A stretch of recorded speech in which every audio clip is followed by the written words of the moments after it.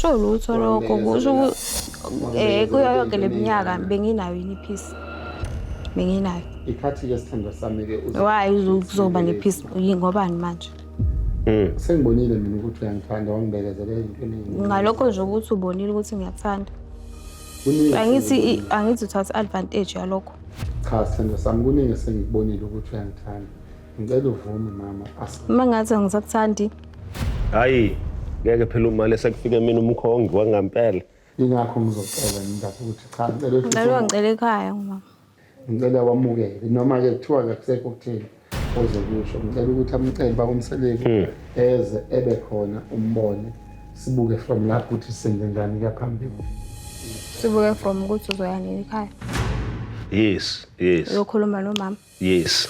Sizokulungisa lokho. Ngicela ungitshela i-date iqala-ke bese uyambiza umuntu wakho ukuthi uzoyanini ekhaya. Okay. No, uzomnikeza lo date sesiqedile. No, akayisho manje. Kaninayo mhla 25. It's fine. Usuyikhiphile i-date, it's fine.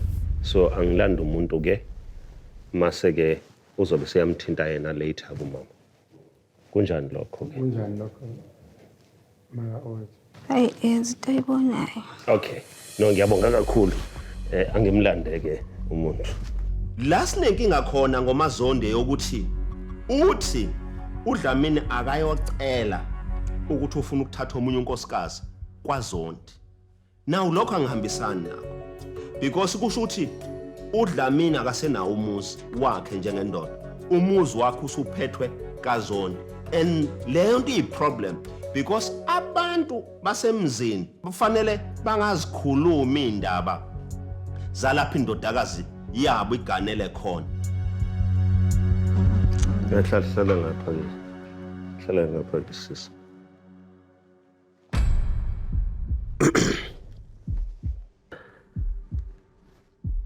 Umama wekhaya lo uMazondi.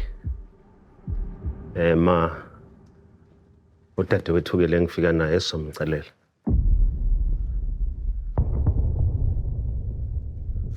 So ke makukhona ke mhlambe ongakusho ke. Hayi akukho. Akukho.